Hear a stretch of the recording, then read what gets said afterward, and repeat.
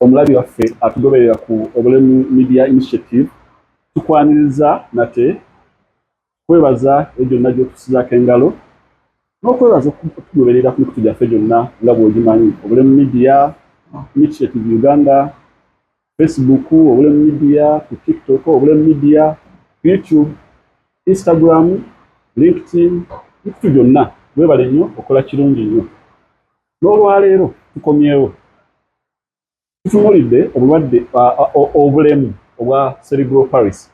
Si bulwadde kanterezeemu awo obulemu obwa Cerebral palsy.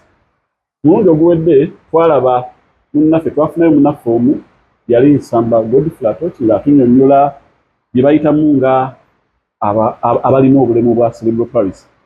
Naye twatambudde ne tujja ne tutuukirira ekitongole ekibatwala ekyo nno nga kye kitaba abantu bonna abaliko obulemu bwa Cerebral palsy mu ggwanga. Tuli walala tuba n'omukyala akikulira executive director mukyala Kirungi Christine. Tusanze okulaba ku mukutu gwaffe ogwa Obulemu Media Initiative Uganda. So weeyanjulira abantu, you introduce yourself and then n'ekitongole kyaffe kye kikola. Abalabi baffe abalungi nsanyusa okubeera wano on behalf of UCPNA management. Amanya gange nze Kirungi Christine, nkola ne Umbrella Cerebral Palsy Network Association nga executive director w'ekitongole. Ekitongole kyaffe kyekikulira abantu bonna abaliko obulemu obwa Cerebral palsy mu ggwanga Uganda.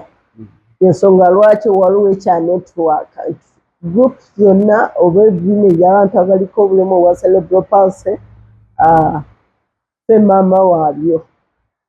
Ekibiina ekibatwala ekibagatta maama waabwe. Ekibagatta, ye. Ekibiina kino okwawukanako n'ebibiina ebirala ebiri eyo eby'abantu abaliko obulemu bwa Cerebral palsy kimanejingibwa era kiddukanyizibwa abantu abaliko obulemu obwa Cerebral palsy. Nti mu kibiina kyaffe kino ebimu bye tukola kwe raising awareness ku bulemu bwaffe buno bwe tulina, kubanga twatizuula abantu abasinga tebabutegeera. Asinga akutunulira n'akuyita physical, omulala akutunulira n'akuteeka mu intellectual disability, ate nga Cerebral palsy nga yo kika kya bulemu ekyetengeredde ate ng'ekirina ebyetaago ebiri independent ebyeyawudde ku balala, nti omuntu omulwadde wa Cerebral palsy okusoomoozebwa kwayitamu oba challenges zafuna ate si zeeza aba intellectual ze bafuna, aba intellectual disability si zeezaffe abalina physical disability obulemu buno obwa magulu mikono bwe tufuna. So twavaayo abantu abaliko Cerebral palsy twatandika nga project entonotono nga tuli wansi w'ekitongole ekikulira abantu abaliko obulemu bwonna mu Uganda kye bayita NUDIP, nekitukuza naye bw'omanyi nti omwana bw'akula yeetongola. Naffe twalaba nti kati tukuze twetaaga okwetongola okuva eri NUDIP. Ensonga enkulu yali nti twayagala eddoboozi lyaffe liwulirwe. We wanted to be recognized as an independent disability category with unique needs and unique abilities. See, most people when they see us, they think we are incapable, we cannot perform, there's nothing we can do. And even people have a thinking that we are sick, we need treatment. When you see someone is shaky, someone has difficulties in performing some activities using their motor functioning, they think you're sick, yet it's not true. Yes. So we wanted to be visible. We wanted the society to know that we can do even better than what they think if we are given the due support. Yes. Chala Christine toyanza atubuulidde nti bangi babalaba abaliko obulemu obwa cerebral palsy n'amusaasira ng'olabye n'obulwadde taba mulwadde mulamu nnyo n'okusinga gwe amusaasira. Oli awo n'olowooza nti alina ky'asobola kukola, asobola okukola ebintu bingi nnyo. Naawe aliko obulemu oba ataliiko obulemu bulala bwonna by'otasobola kukola. Yeetaaga bwetaazi kuweebwa mukisa n'obuyambi obumala obumusobozesa okukola ekyo ky'asobola okuba nti agenda kukola. Kya Christine, otunnyonnyodde umbrella eya Cerebral Palsy, beta umbrella Cerebral Palsy Network Association Uganda byekola na lwaki mwagitandikawo okuva ku maama wammwe mu DIPU, ekibiina ekitaba abantu abaliko obulemu mu Uganda ng'akamwetongole. Sofa biki bye musobodde okukola mu bantu abalwadde abalina obulemu bwa Cerebral Palsy? Nsobola okugamba nti ekibiina kyaffe kikyakula, kikyali kito, naye nga waliwo ze twandiyise achievements or milestones ze tutuuseeko. Nti ekisookera ddala tulina ba partners be twatuukirira abatutegeera era ne bakkiriza nti yes we can, aba tuyambako okulaba nti tuddukanya programu z'ekitongole kyaffe. Twatandikako the care center ey'abaana abaliko obulemu obwa cerebral palsy, ey'abo abali severe. Si buli omu nti alina cerebral palsy ali severe. So deke eyo twasalawo nga ffe okulaba nti promotinga inclusion. Tetwayagala gikola nti ebeere nnyo special, naye nga twasobola okwogerezeganya n'essomero erimu mu mukono muno Bukerere, Goma sub-county, ne baaniriza ekirowoozo kyaffe ekyokuteekawo annex within their school and inclusive school. Abaana abo babaleeta ku makya ne babanona olw'eggulo. Twalina ensonga 3 lwaki twayagala kukola bwe tutyo. Ekisookera ddala twayagala emiti emito, bano abali mu inclusive school okukula nga bamanyi nti abantu abaliko obulemu nabo bantu, they are part of the community and they need to be supported. So ensonga endala ey'okubiri, twatunuulira omuzadde, kubanga okusinziira ku assessment gye twakola nga abazadde bangi bali mu maziga tebakyasobola kukola ate nga basinga ba single mothers kubanga tebalina muntu gwe balekera mwana. Netugamba okay, omuzadde yeetaaga akadde okubeerako relief, yeetaaga akadde okugenda okunoonya 1,000. So ajja kuleetanga omwana agenda akole akomewo amunone, naye ng'amulese mu kifo kyalaba nti really omwana wange bagenda mulabirira bulungi. Bwe mba muleseeyo n'eddagala lyajja limira, ngenda muleka n'abantu abamutegeera.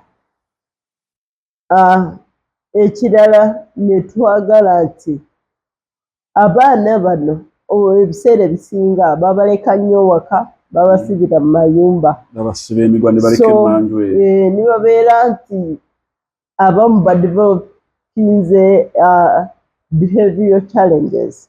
So we wanted the children to get exposure, to know what happens outside the home environment. So those were the key objectives as to why we started the daycare center. And we are happy that even learners at first that center was like a zoo. All learners could come from all classes and spend time there. They could just test them with stories. Yes. But right now, they are friends. Even during breaking, find them coming, playing with these ones, supporting them, you know. So they are now getting used and they are knowing that these people are part of us. So meaning that in the future when they grow and they are the managers somewhere, it will not be a new thing. Cerebral Paris, yes. Because yes. Yes, because that one we're really looking at how we could change the attitude, you know, of the community. But also we found that those kids, when they go back and they share with their friends, they share with their moms, raising awareness indirectly and being like ambassadors. If they find someone there, they say, there is a school, those kids can study. So you find that it makes impact to the community. Right now we have over 17 structures or what we call groups. That our organization is unique in its own way. Our primary membership are persons with cerebral palsy and their caregivers or parents. The parents. Yes, therefore that means that we don't work with individuals. You work with with groups. Groups. Structures. One, we want to prepare them within their communities where they are, that if there is any opportunity, it's easy to access it. But also for follow-up and sustainability. Mwe mugenda mu structures amwe zino kakati bano groups zemukola nabo ba structures nabayambako kukola follow-up. Yes, because groups we support them. We don't work with groups that are not registered. It's we who support them develop all the requirements of registering. They're either registered at the sub-county or at the district level. Bwabaayo abalina obulemu bwa cerebral palsy eyo mu byalo abaagala okuyambibwako okuwabulwa ku ngeri gye bayinza okwewandiisaamu basobola okuddukira eri umbrella enebatwala nebataasa. Nti ekirala twayagala okuzimba strategy yaffe ya awareness. Bazadde bangi bali ku local areas naye tebamanyi wa ugenda for social support, share experience. But when that group is within their area, it's easier for them to reach the group and they share. And also awareness raising that we cannot keep on moving to Baraka, away from the secretariat. From the secretariat, Instead, we implement through the structures. Our structures.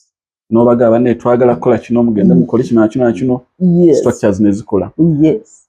Group members bamwe abali mu districts ezenjawulo bone bassa mu nkola ekyo kimwogedde.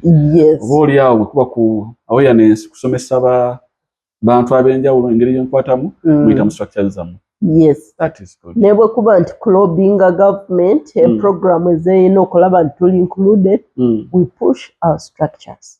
Because after registering them, we connect them, we network them with their local leaders so that they are known. It's another way that they are not left behind. Because one person to demand for inclusion, it's hard. But when it's a group, yes, their voice is heard. Yes, so at least we've reached on that one, though we are not yet in all the districts. We are growing steadily, but we hope with time we shall be having structures within all districts. And another way of letting those structures take ownership of their groups or structures, they get a leadership. We don't dictate on their leadership. They're the ones who come up with their leader. In fact, for us, we come when they've already mobilized themselves. For example, if someone calls us and say, we are in Kayunga, I have a child, we tell that person, within your community, within your village, you think there are other parents. She may say, I've ever seen children like two or someone. And we tell her, reach out to them. Okay. Tell them that we can make a group. There is a math organization would like to come and visit us, and we form a group. So they start the initial work as themselves. So that even if we are not there, they own the group as theirs. They do their work at the ground. Yes, not for the mother. Not for the mother. Yes. Now, Mchala Christine, wali mabega nti most of the mothers ababana bano are single mothers. Yes. Lwaki? Mwenga umbrella ezibatwala. Kiki ekireetera ekyo? We've realized that one, I'll say that most men are cowards. For them, they think that life is just a bed of roses. Everything has to be perfect. So when challenges come, they tend to push the challenges to the mother. And also they think that whatever challenge comes in the family, it's the woman who is responsible. Because most men, they believe that for them, they don't give birth to persons with disabilities. And yes, not all, but most. Yeah, so you find that the mothers are divorced. It's hard for a mother to just abandon their children.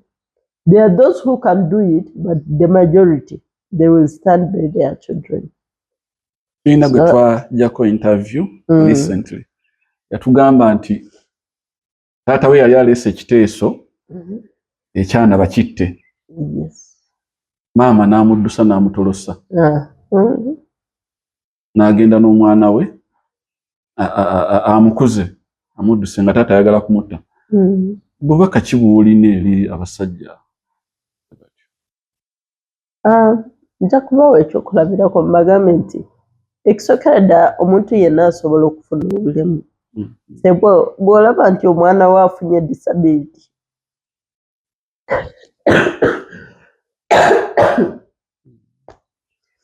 todduka, just be calm. Tebereza nti gw'ofunye obulemu. Ennaku zino abantu pressure ebakuba. N'osanga olinga yenna oludda stroke atunudde eno amalusu buli kimu ddala osuubira nti bwe kiba kikutuuseeko bakusuule. Because akubiddwa stroke n'asanyalala side emu naye aba afuuse nti agwa mu kiti kya cerebral palsy. No. Oyo ebeera stroke oba abamu tugiyita brain injury. Naye ekyawula stroke cerebral palsy, and cerebral palsy affects the growing brain. Ate bino ebirala, they affect adults. So for cerebral palsy, that's why a child can acquire cerebral palsy before birth, during birth, and soon after birth. So there's no an adult can get a disability, and like these who take alcohol, they become shaky, and you say it's cerebral palsy. Kankana. Yes. Oyo tali ne bakola mbulira abo tebajja. Kubanga management yaabwe ebandala. Batwalibwa bomb rehab. Aga muve ku mwenge temuddamu bannanga abali eyo alaba obulemu media initiative. Mchala Christine atugambye nti mwe mulwa muri eyo munywa walagi. Wane mulaba abanywa walagi oba omwenge ne batuuka okukankana. Abo temubaleeta eno gyali. Abo mbatwale mu rehab management eya cerebral palsy ate si eyaabwe yakuva ku walagi oba myenge egyo nga baddamu bafuna amaanyi nga baddamu bakola naye buno bulemu bwo buviira ddala ogise ku bwongo. Yes, the word cerebral comes from the cerebrum, the part of the brain that is responsible for body coordination. Then PALSY is the injury or the damage that goes on that part.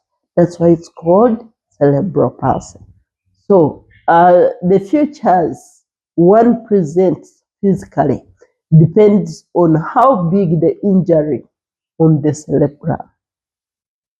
Yes, that's why you find that you might find someone can't see, can't hear, that's cerebral palsy, can't do anything, the body is floppy. It means that that person was affected severely on that part. So, and you may find others speech difficulties that you could hardly hear what they are saying. Yes, so the bigger the injury on that part of the brain, of course, the more the deeper the results you see physically. Yeah, on a person. Damage eyo oba palsy gyogeddeko eyinza okuviirako n'omuntu okubanga tayinza kuwulira, tomuwulira ng'ayogera. Ng'ayogera tebirukika bulungi. Yes. N'abananaagira era yebaluma. Nedda. Kunanaagira kirala. Those are stammering, it's a different issue. It's a different issue. Yes. Mbadde manyi nabo betufuneeyo nga bo obuzibu babulina mu kwogera. No. Nabo twabuulire bajje. No. Beekubira enduulu eno. It's a different issue. Okay. Yes. Kyala Christine, olowooza abantu abalina obulemu bwa cerebral palsy bali bameka mu Uganda? Ekituufu kiri nti ekimu ku bintu ebikyasinze otusoomooza ye data ku bantu bameka abalina cerebral palsy mu Uganda. Naye bw'otunuulira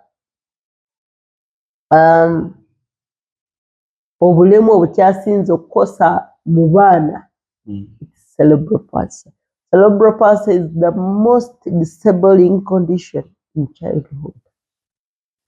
And most of the children don't grow to the adult stage because of the complications that are related to that disability.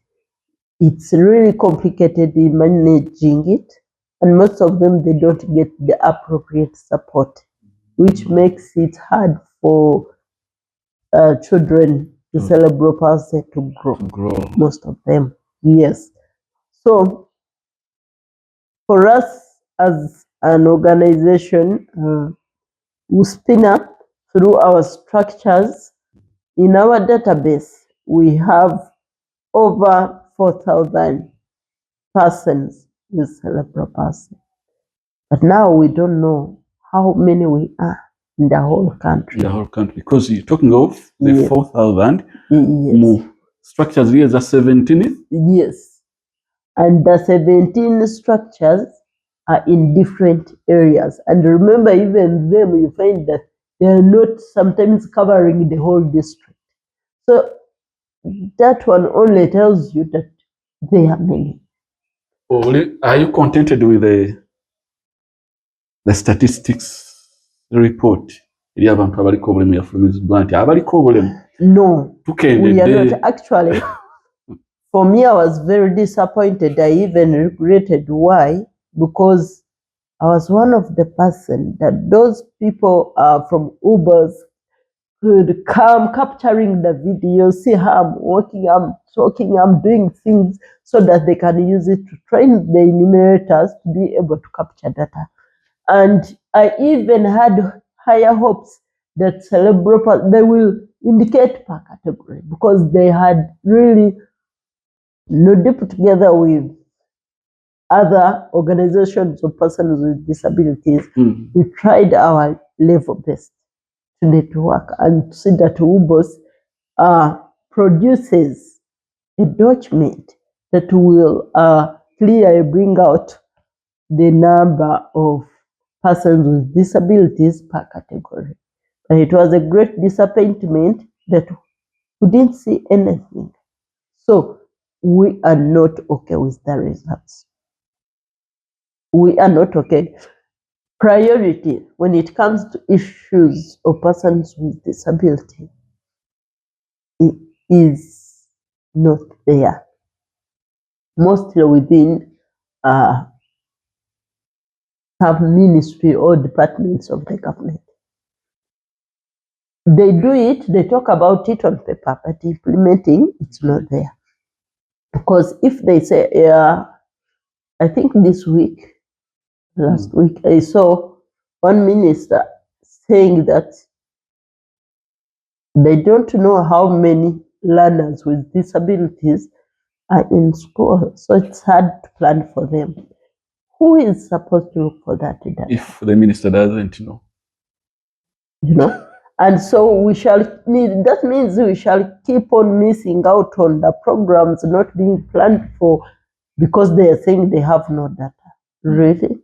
So that is a big gap, and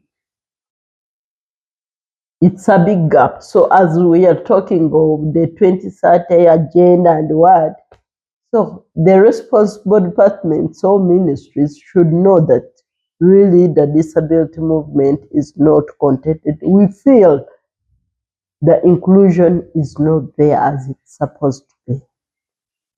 Yes. What should be done?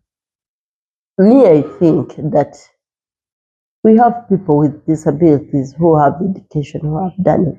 Whenever they are doing such kind of exercises, let them involve them. Give them posts. At least you say in each district, you know, so that we can get the data. You find that those ministries are just focusing here at national, but even at national, the involvement is very minimal. So the active involvement of persons with disabilities in the designing and the implementation of the programs and the activities is very key if we want really to walk the talk of inclusion. Yes. Tulaba ku Obulemu Media Initiative Uganda. Abaliko obulemu report eyaweebwa bannaffe abawubosi mu kubala abantu tebagikkiriza. Bye mwabala bo abaliko obulemu ennamba eno bweti ne bweti ne bweti bakkiriza nti ebyo si bye bibakiikirira. Bakkakasa nti ennamba gyeri nnene naye mwagirekayo. Oba oli awo be mwatuma okugenda okubala bali tebamanyi ekyakukola. Nga wakyaliwo obwetaavu mmwe abakulu abateekerateekera bannaffe ababala abantu okutuula n'ebitongole bino ebitwala abantu abaliko obulemu. Naye temukoma mu bitabo mwokka nti tugenda kukola kino na kino. Nedda. Muwe emirimu abantu abaliko obulemu kuba basobola okubayambako mu kubala. Bagende okutuuka eri nga data ze baleeta nabo bennyini bibakwatako babimanyi naye mwagenda nga musindika abaana n'ebyo bye mbawadde tebabitegeera nga n'obulemu tebabutegeera ebika eby'enjawulo. Balaba nze ow'emiggo atambula mu miggo ne bagaa nti oyo yaliko obulemu. Naye nga data tebamukolektinze nga bw'alina okuba. Yes, really, it's not good wasting people's money, wasting people's time. And we come, you interview us, you make videos of us. Where are those videos? I was one of the person who participated in those videos. So where is the video? Why did they have to capture my video if it was irrelevant to their exercise? So let them plan well, but not waste people's time and just, you know, pretending that they are good. Because I was happy thinking to see my constituency, people, you know, with Cerebral PALSY, we get the data and we see how we can really plan. But right now, we cannot. Yes, and we really don't think that the report that is being aired out is a valid one. It's invalid because it has fake results. The statistics are not the ones that we expected. Ne bagiddamu bagyetegereze babeeko bye batereeza. Nga bo batunuulidde nti nnamba ezimu ze baalangirira eggulu, ze baalangirira mu bitundu ebirala ezo. Bwe waali obuzibu wokka naye bwe kiba nga n'ez'abaliko obulemu nawo waaliwo obuzibu. Noza twetaaga mugendeyo mubatuukirire mukibabuulire. I think government should start trusting our organizations. If there is that, then let's network with the umbrella organizations, and you say, okay, this is the funding we have. Ubers, you're going to do the monitoring role in every district. Guys, let us also get involved in collecting data so that we really do a quality work. There was no quality work regarding to the report that was done. Ubers webe yagala okumanya abantu abaliko obulemu. Yes. Mu ggwanga. Ejjetuukirire Nudipu. Yes. We collaborate. Nudipu etuma abantu baayo. Ubers yeje batendeke butendisi nti twagala bino na bino na bino na bino. And we collect the data because we have the capacity to do so. So we call upon the government to trust us, and when we set to work together, because the report is for all of us. Yes, instead of having everything to do it by yourselves, and at the end of it all, really, the results. Kiki ekibagamba kikola kati? Mwafe katwebale. We need the resources, because the report is for the government, and it's the duty of the government to conduct census of its citizens, and we are citizens of Uganda. Yes. So ngitegedde ebya Ubos. Bwe tuli batugenze nga tubakyalidde bannaffe. Tuli wayamu ku statistics eza abantu abaliko obulemu. Twagala tuddeyo emabega wali tutunulire omuzadde omwana alina cerebral palsy, tutunulire society. Wabaka kiboobwa abantu abo. Management. Ekisooka omuzadde bw'osanga nti olina omwana aliko obulemu togwamu maanyi kubanga si enkomerero. Kkiriza kyekisookera ddala nti Mukama kino kyampadde omwana aliko obulemu. Then noonya support okuva eri abantu abaliko obulemu. Bo bennyini bakugaidinge kubanga twesanze nti abazadde bangi bawabisibwa. Bw'osanga omuntu tamanyina disability kyekiri, talina experience, atandika omugamba mutwaleko omusawo oyo bakuloga, n'otuukirira ebitongole by'abantu abaliko obulemu. Wadde omwana muto ojja kufuna guidance entuufu, bakubulire n'ekyekyokukola. Maama ategeera ddi nti omwana gw'azadde alina obulemu bwa cerebral palsy? Maama yenna kasita ozaala omwana n'atakaaba weeraliikirira wakubanga nti abamu era kabeerawo naye nga si kyamaanyi, naye era omwana yenna alina okukaaba nga azaaliddwa. Bw'ozaala omwana nolaba ng'omwana oyo atandise okutaaninga green or blue. Kala ng'ekyuka. Nga kawere nga kala ekyuse weeraliikirira ekitegeeza nti omwana oyo talina oxygen mu mubiri. Oxygen is ntono nnyo. Abaana abamu bano ba premature babeera nnyo mu incubator. They have a higher risk of getting cerebral palsy. Bw'olaba omwana wo ng'atuusizza ekiseera eky'okutuula naye ng'owuwo tatuula, tandika okwebuuza. Naddala oyo ng'ali floppy oba ng'ayiikayiika. Munafunye agonda. So tandika okweraliikira ogambe kati nkole kituukirira abasawo. Abaana abamu beesika. Osanga kiviiridde kwesiga tegwe n'ogambamu omululuuza simanya eyaabwe. Eyaabwe yamukubye. Kiba kirungi. Nako kabonero. Yes. Kiba kirungi n'okola ki n'otwala omwana mu ddwaliro. Okwesika okwo oba convulsions, abamu abaana abaliko cerebral palsy abeera nazo ne zigenda mpola nga bw'akula. Era bw'obola nti omwana aziina, genda ow'omusawo, waliwo eddagala lye babawandiikira n'abeera ng'omwana akula n'atuusa ekiseera nga takyazikozesa. Nga ateredde. Ate waliwo abalala nti yayina ozibeerako obulamu bwonna. Kyekiri kye twogeddeko nti obukosefu bw'omuntu bwe bunene bw'ebintu bye tulaba eno ku mubiri kungulu. Yes. Now, omwana singa aba azaaliddwa nga mulamu bulungi, basawo bakedde nga mulamu, cerebral palsy asobola okumukwata mu myaka gino ng'atandise okwavula omwana nga akula atambula azannya wadde yali mulamu. Esobolera ddala.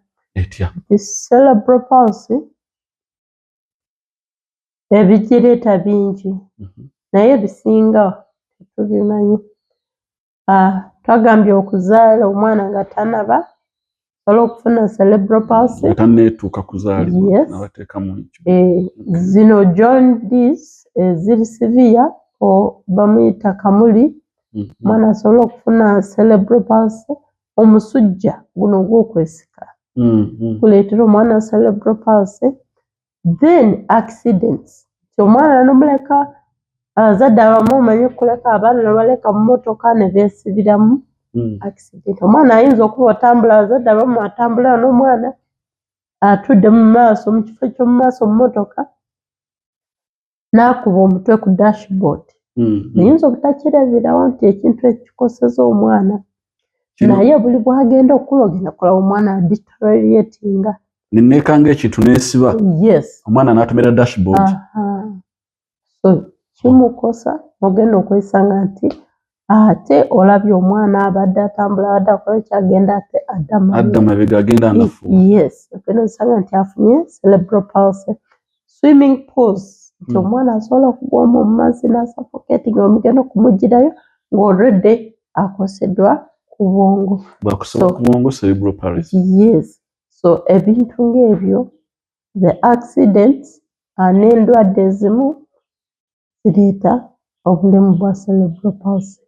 Kitegeeza bataata, bamaama okutuuza abaana mu mito gino egy'omu maaso, laavu eyo bagikendeeze. Kuba tomanya, weekanga ekintu n'osiba, omwana atomera. Baana babazze mabega. In fact amateeka omuzadde ow'omwana omuto talina kutuula mu maaso. Omwana omutuuziza nga asobola okutuula, musiba olukoba.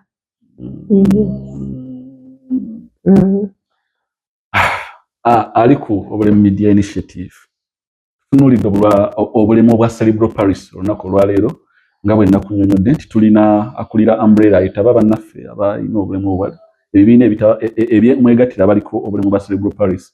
Mukyala Christine Kirungi atunnyonnyola, atuwa amagezi, atusomesa, atuwabula kiki ekyokukola tuwangala tutya ne bannaffe abalina cerebral palsy.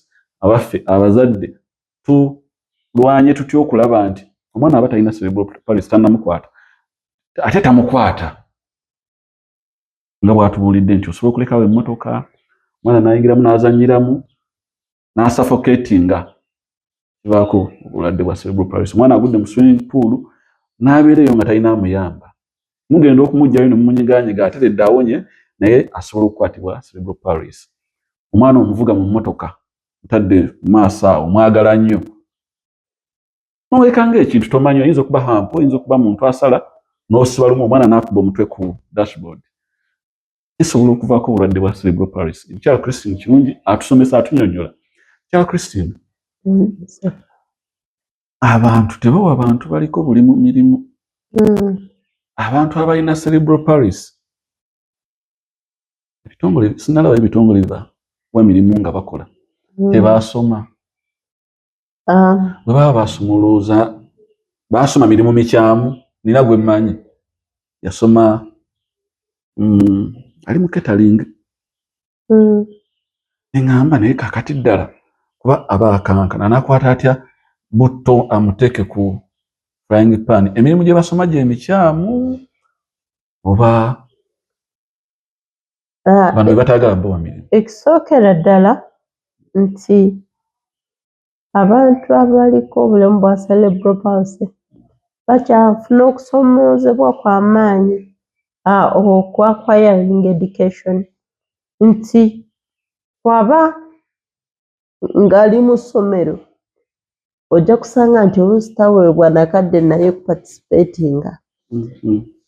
nti bwe kituuka ku final exams bw'ojja olaba list ya UNEB gyefulumya nti abamu ekintu kye twandiyise reasonable accommodation UNEB kyebawa ate si kyekiri awo kyeyandibawadde lwaki nti bukyali buzibu nti kubanga UNEB yesalawo what kind of support gy'olina okufuna naye nga nti ekituufu kyandibadde nti batunulira omwana oba candidate oyo laana oyo obusobozi bwe then ne bavaayo n'enteekateeka ennungi egenda omuyamba okukola ebibuuzo bye so ekyo ne twekanga nti batono nnyo oyinza okusanga nti ku baana 10 abaliko obulemu omwana omu wa cerebral palsy yakoze national exams n'obutabaamu nti olaba nabo baba bafulumya lisiti aba cerebral palsy tebalambikibwa nti abaana bwe bati abatudde exams balina cerebral palsy babateera omwo among others so ffe ng'ekitongole naffe oluusi kitukaluubiza okumanya bameka bwe tuba nti waliyo opportunities we are advocating for inclusion we don't know the number that has made it in education ye twandibadde twesigama ku ripooti ya UNEP nti abaana bwe bati be bali mu ggwanga be batudde then ekirala nti bwe tuba tusoma we lack a proper guidance juzi naweebwa omukisa okutraininga abavubuka abaliko obulemu mu Kampala ne Mukono mu life skills naye era twali tuba traininga nga tugezako obubagaidinga when it comes to employment either entrepreneurship or kwetikola jobs so nti bo bennyini oli kiba kizibu okumanya nti nsobola okukola kino so beetaaga career guidance gye batafuna eyo gye bali kyekyo kyoŋŋambye nti oli wa CP ate ali mu catering kitegeera nti osanga bwe yanabadde afunye appropriate guidance yandibadde ng'akoze koosi ndala nnyo so tebafuna kugaidingibwa oba okuwabulwa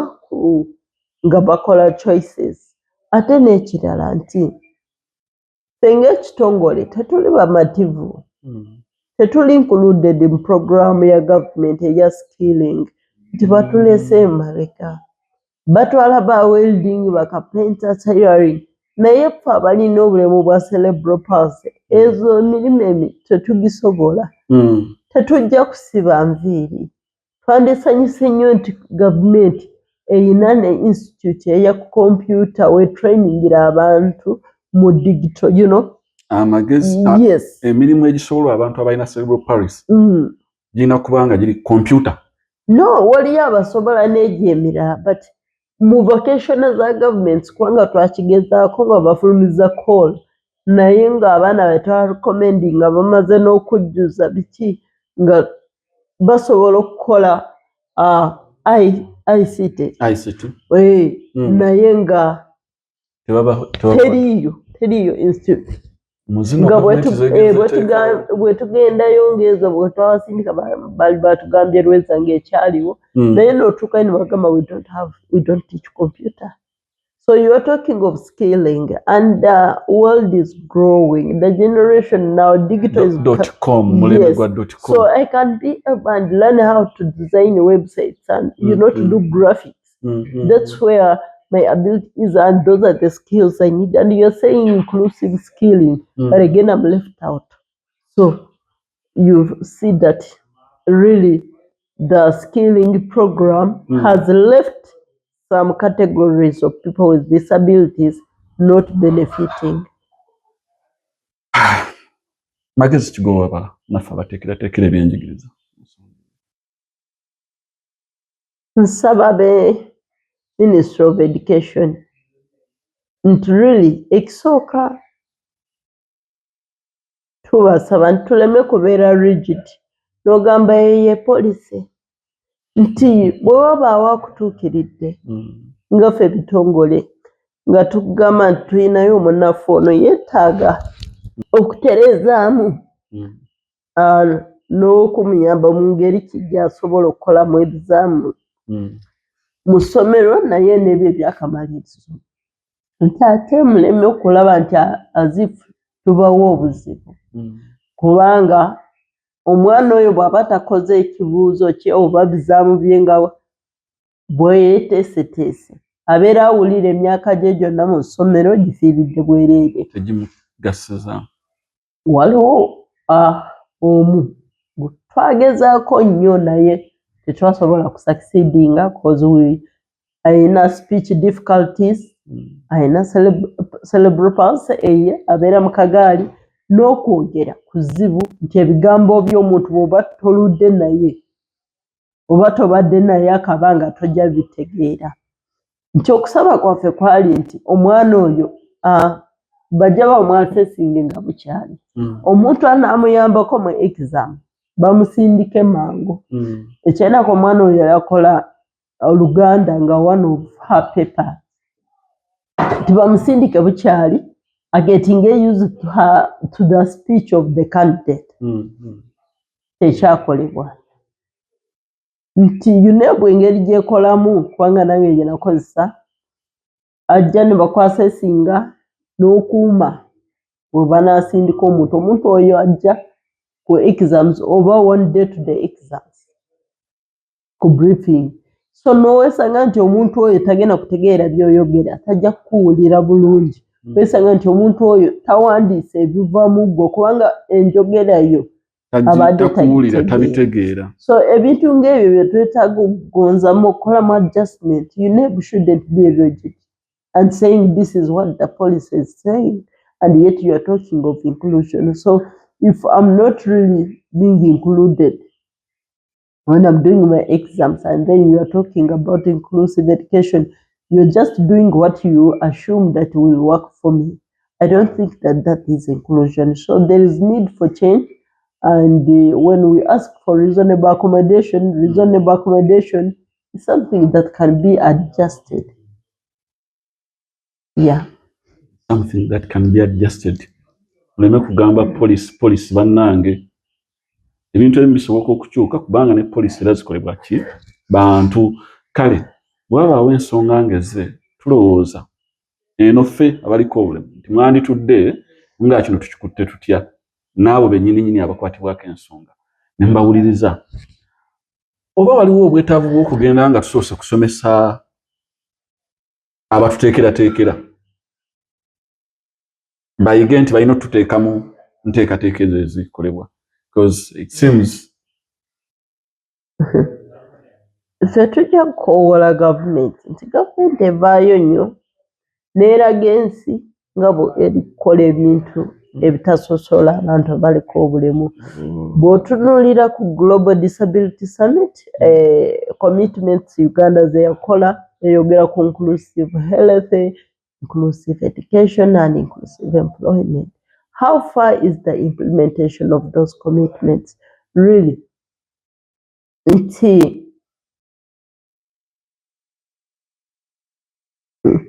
There is need of walking the talk. Yes. Ebintu ebyo birungi nnyo ku mpapula biwulikika bulungi mu matu gaffe n'ag'abantu naye bwe kituuka ku implementation really it's sad nti abantu abaliko obulemu beetaaga okufiibwako beetaaga okubeera prioritized in the government's plans tusobole okutambulira awamu nti bw'obeera ne neighbor nga mwavu teweesiima kigenda okukosa naawe naye nga neighbor bw'abeera ng'aliwo era empowered ali okay kitegeeza mugenda kutambula bulungi tagenda fuuka kizibu gy'oli. So we need to empower persons with disabilities and we need to work together with their organizations, representative bodies. Muleme okubeera nga mulowooza nti mwe bye mukoze byebyo. So tukomewo imagine nti mu family yo nawe ofunyeyo omuntu aliko obulemu then otandika okujjukira singa nakola etteeka bwe riti so tugakole essaawa eno gasobole okuyamba buli omu ffenna tusobole okweyagalira mu nsi yaffe. Nga tumaliriza mukyala Christine, obubaka ki message ki gy'oyagala okuwa eri abalabi ba media authority ebitongole ebitwala gavumenti eyaffe? Ekisooka ddala nsaba gavumenti bwe kiba kisoboka exercise neddako eya NIRA, registering for national IDs. Please, let's get in touch. Mutu involving abantu baffe baleka okulekebwa emabega. Abantu bangi abaliko obulemu nga tebalina ndangamuntu. Yes, kikulu amwe citizen. So nosanga nti abamu basosoleddwa mu services ezimu tebafunye kubanga tebalina ndangamuntu.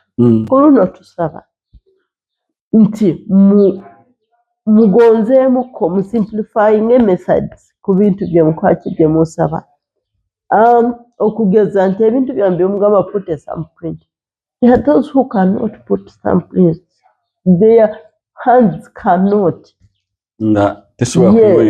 So mufune alternatives. Naye nga tutunulira nti buli Munnayuganda oba aliko obulemu oba talina bannange ku luno temubaleka mabega. Kubanga tukimanyi mugenda kutandika okuwandiisa kugaba endangamuntu, abantu baffe beetaaga okubeera n'endangamuntu. So mugonzeemu mu whatever tools you're going to use, muyina okukimanya nti waliyo abantu abatalina mikono oba abatasobola kukozesa mikono, so ebintu bya fingerprint kireme okubeera akakwakulizo omuntu okufuna endangamuntu. Then ekirala nsaba abantu abaliko obulemu eyo gy'oli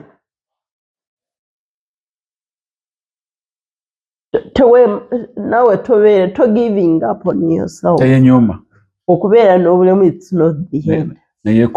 Use your strength to achieve your goal. Get in touch with the organizations ez'abantu abaliko obulemu ofune more experience.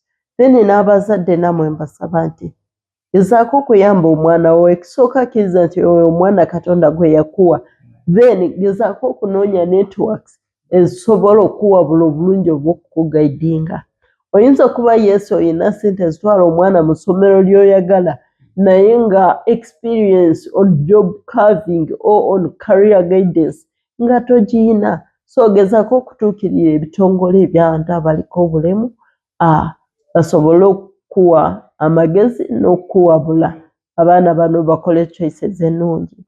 Ku Ministry of Education tubasaba nti abantu bakulu b'amasomero mu Uganda muno abagoba abaana abaliko obulemu naddala cerebral palsy ne bagaana okubawa ebifo mu masomero gaabwe, walina okubawa etteeka penalizing such kind of people.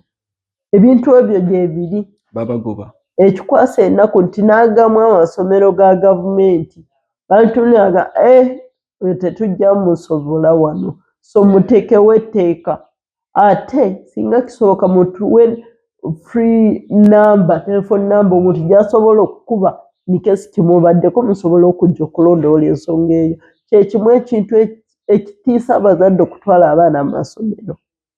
Yes. Babagoba andi kubanga nti tewali tteeka ddambulukufu erigamba mbu omuntu aba amye ekifo omwana mu ssomero aweebwa punishment bweti ne bweti tiririiwo. So amasomero gakola gye baagala noweesanga nti tetusobodde okwenyigira mu byenjigiriza nga bwe kyandibadde.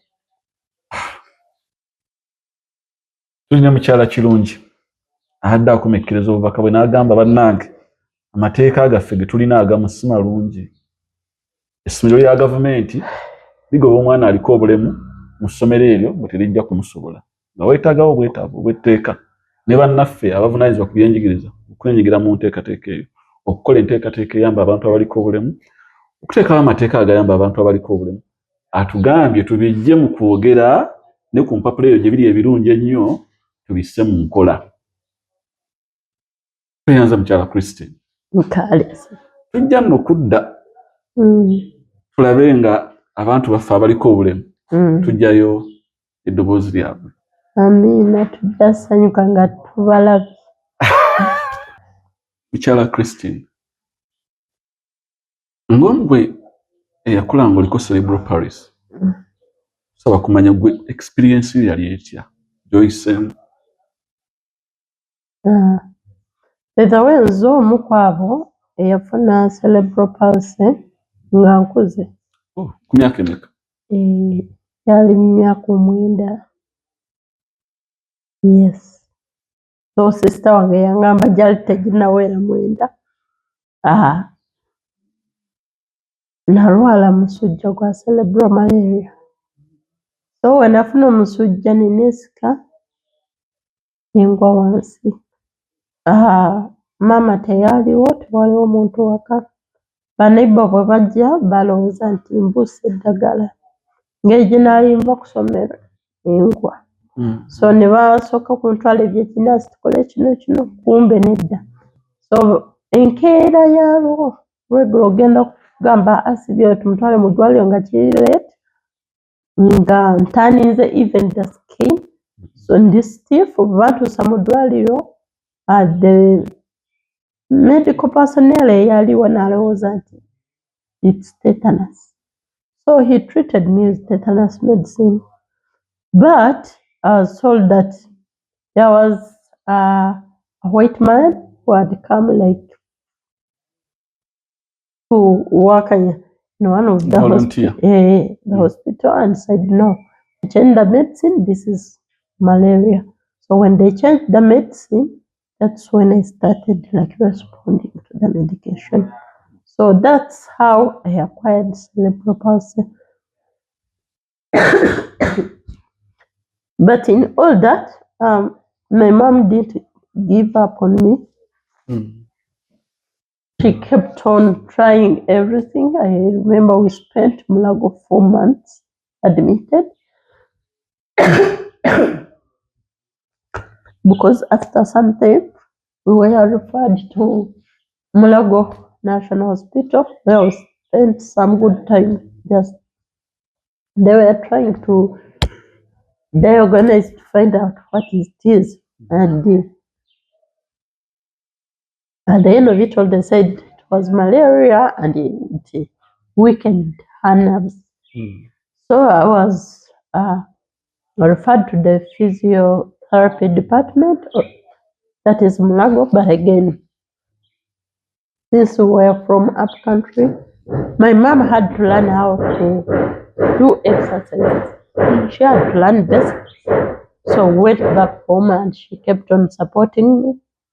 I was on medication. After some time, I stopped taking medication. So this is where I am. I've studied, have a degree in community-based rehabilitation and other certificates in human rights. Yes. So this is Christine. And she's a mother. Yes. Nalabako baby Loli when we came. Yeah, wow. You know, there are people abalowooza nti omuntu alina obulemu bw'azaala n'omwana busobola omukwata. Is cerebral palsy part of the kind of disability? Cerebral palsy inherited. I would say that maybe within the family there are those complications.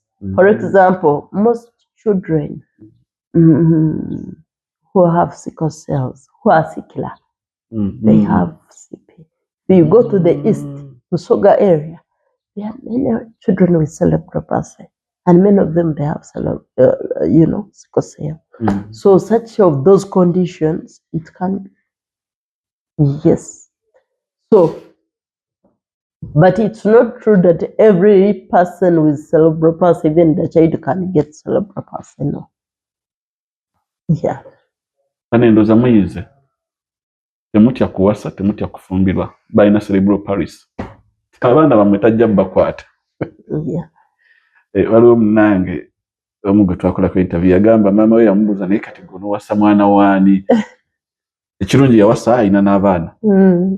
Obulwadde buno obulemu buno bwe tuyina obw'enjawulo si bwonna nti busobola okuba inherited nti oba omuntu busobola okukwata omwana n'abazzukulu